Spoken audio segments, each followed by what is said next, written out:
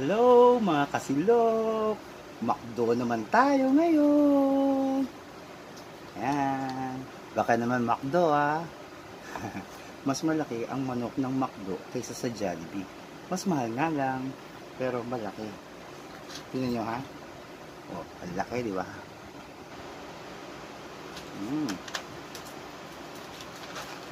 Tikman natin yung balat. Crunchy!